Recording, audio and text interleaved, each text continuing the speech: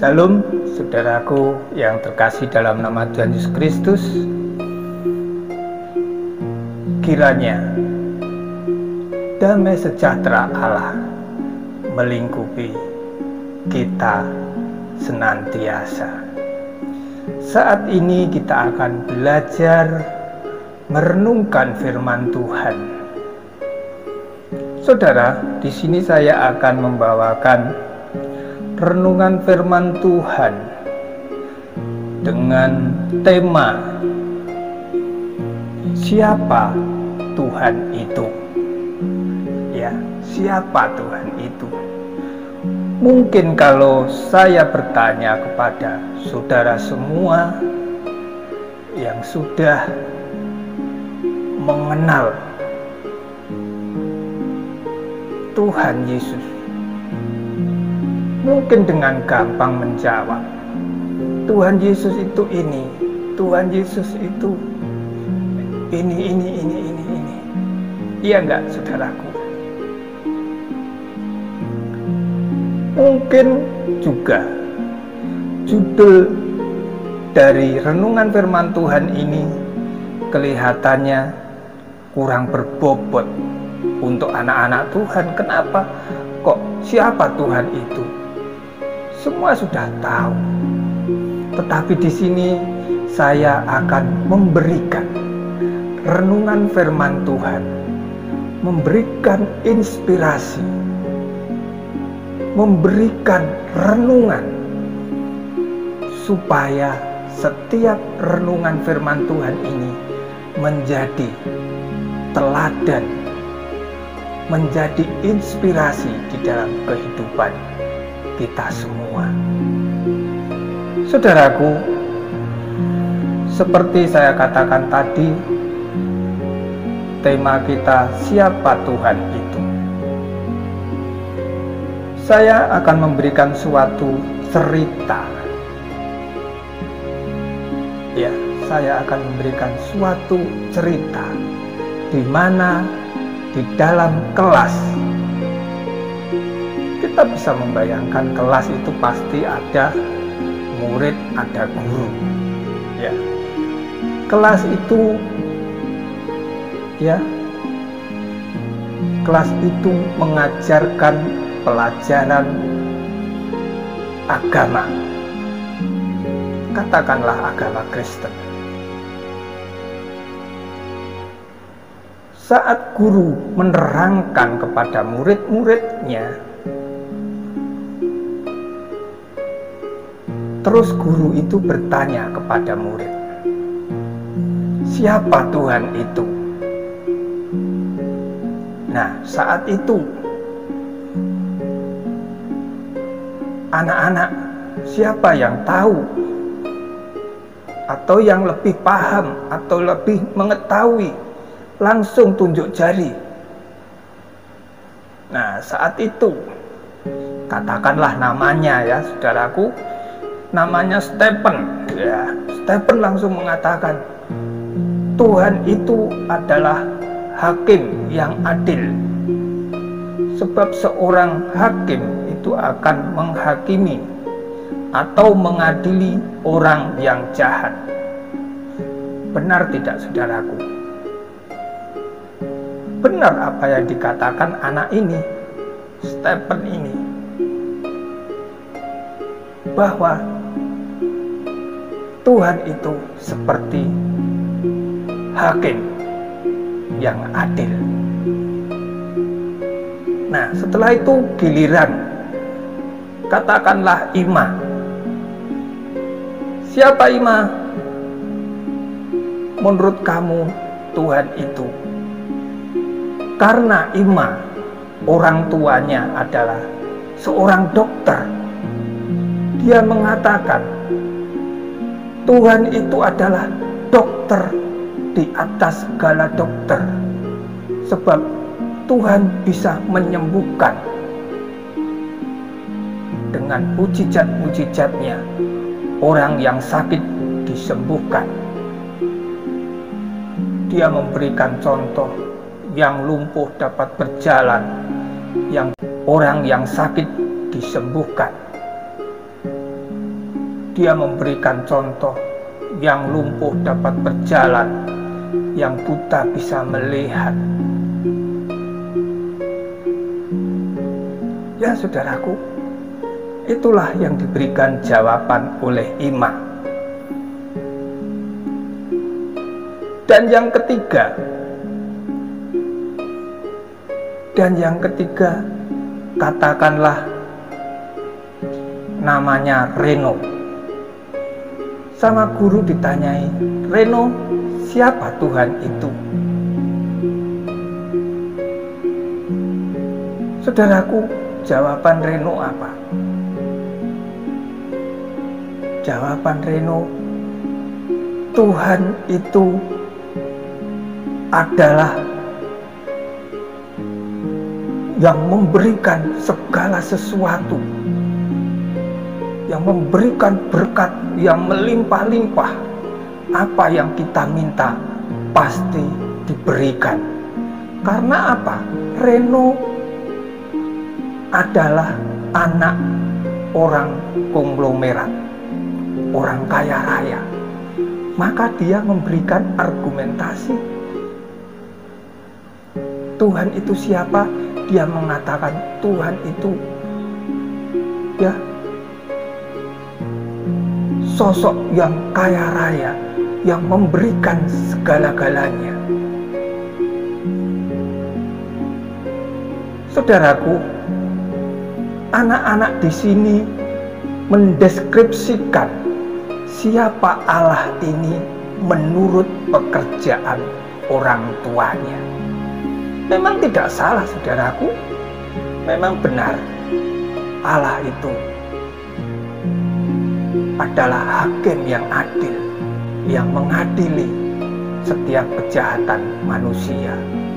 Begitu juga Tuhan adalah dokter di atas segala dokter, yang mampu menyembuhkan manusia. Begitu juga Tuhan mampu memberikan berkat-berkat-Nya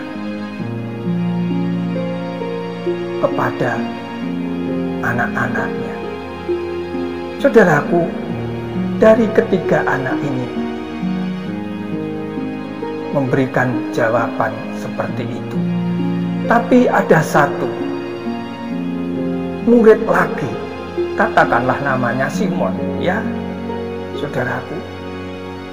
Waktu ditanyai, Simon, menurut kamu siapa Tuhan itu? Waktu itu Simon hanya bisa tertunduk. Dia tidak lekas-lekas menjawab. Gurunya kembali bertanya, Simon, menurut kamu siapa Tuhan? Dia mau menjawab. Saat itu menengadahkan kepalanya. Dia melihat ke sekeliling, ke teman-temannya. Temanku, orang tuanya adalah seorang hakim pekerjaannya. Ima, orang tuanya ya seorang dokter. Reno begitu juga, orang tuanya kaya raya, konglomerat. Apa yang bisa aku banggakan dengan orang tuaku? Saat itu dia hanya menjawab dengan lirih, Tuhan adalah pemulung. Dia mengatakan seperti itu, saudaraku. Tuhan adalah pemulung. Apa yang terjadi? Di dalam kelas itu terjadi ya tawa yang luar biasa. Bukan tawa yang gembira, tetapi mentertawakan jawaban dari Simon ini. Kenapa kok Tuhan pemulung? Mungkin seperti itu. Jawaban yang enggak jelas. Mungkin dari sekian murid-murid itu ada yang mengejek, kok Tuhan pemulung? Saat itu juga guru yang bijaksana ini bertanya, kenapa kamu mengatakan bahwasanya Tuhan itu pemulung? Sebab guru ini tahu, karena Simon adalah anak seorang pemulung, maka dia dengan malu-malu, dengan lirih, dia menjawab gurunya ini. Saat itu gurunya bertanya juga kepada Simon, maksudnya gimana Simon? Kok Tuhan itu pemulung? Simon menjelaskan,